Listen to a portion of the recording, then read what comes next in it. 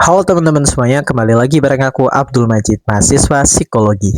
Pernah nggak sih kamu lagi duduk diam, tiba-tiba pikiran kamu melayang ngebayangin hal-hal yang bahkan mustahil untuk terjadi? Atau bahkan ngebayangin adegan atau gerakan-gerakan heroik dari suatu film yang baru aja kita tonton. Dan ternyata teman-teman, itu bukan sekedar melamun biasa, tapi yang terjadi itu namanya fantasi.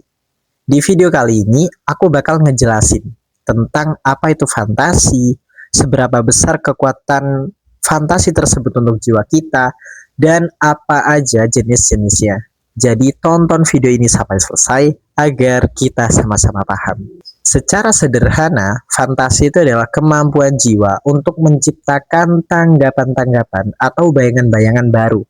Dengan kekuatan ini, manusia bisa sejenak melepaskan diri dari kenyataan yang sedang dihadapi, lalu melangkah ke masa depan atau keadaan yang akan datang. Kemudian, kemampuan jiwa yang dimiliki oleh manusia ini itu bisa terbagi menjadi dua cara, teman-teman. Yang pertama adalah kemampuan jiwa secara disadari. Ini tuh terjadi ketika kita sadar betul kalau kita itu lagi berfantasi. Contohnya kayak seorang seniman ataupun seorang pelukis yang sengaja menciptakan lukisan indah dari kemampuan fantasi yang dimilikinya. Sedangkan kalau secara tidak disadari itu gini teman-teman. Misalnya diri kita kadang nggak sadar ya kalau diri kita itu lagi dituntun sama fantasi. Dan hal ini tuh sering banget kita jumpai pada anak-anak. Jadi anak-anak kecil itu sering ngomongin hal-hal berbau fantasi yang seolah-olah hal tersebut itu nyata. Ngomongin soal fantasi, ternyata bentuk dari fantasi itu nggak cuma satu, tetapi bisa dibagi-bagi menjadi beberapa jenis utama.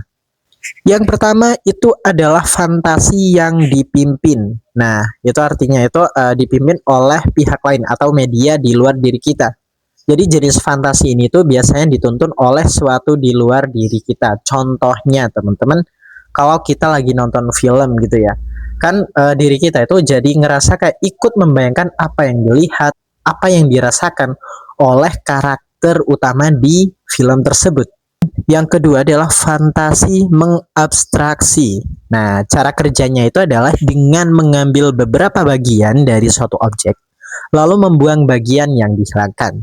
Contohnya, anak yang belum pernah melihat gurun pasir, lalu dijelaskan bahwa gurun pasir itu mirip lapangan luas, tapi isinya pasir semua. Nah, dari situ teman-teman, otak dari anak tersebut akan membentuk fantasi sendiri tentang gurun pasir. Dan yang ketiga adalah fantasi mendeterminasi. Artinya fantasi ini dibentuk setelah kita tahu kenyataannya dulu.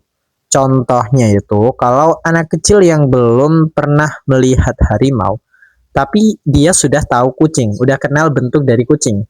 Waktu dikasih pengertian tentang harimau, bayangannya di kepala tetap mirip kucing, tapi badannya yang jauh lebih besar. Dan yang keempat adalah fantasi mengkombinasi. Ini adalah fantasi yang menggabungkan berbagai pengertian atau berbagai jenis bayangan jadi satu. Contoh paling klasik itu adalah cerita tentang ikan duyung.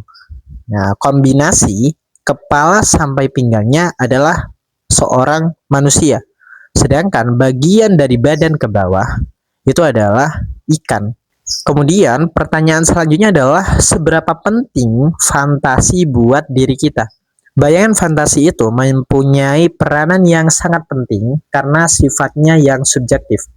Lewat fantasi, diri kita atau seseorang itu bisa keluar sejenak dari tekanan realita. Tapi perlu diingat ya teman-teman, keburukan kalau orang terlalu lama, terlalu larut dalam fantasi sampai meninggalkan alam kenyataan, itu bisa berbahaya juga. Bisa memicu kedustaan atau hidup dalam alam yang tidak nyata. Makanya dalam psikologi itu ada juga yang namanya tes fantasi, yaitu untuk mengetes seberapa jauh seseorang berfantasi. Nah, gimana menurut kalian guys? Apakah kalian tipe orang yang sering berfantasi secara kreatif atau justru sering kebablasan sampai sering melawan sendiri?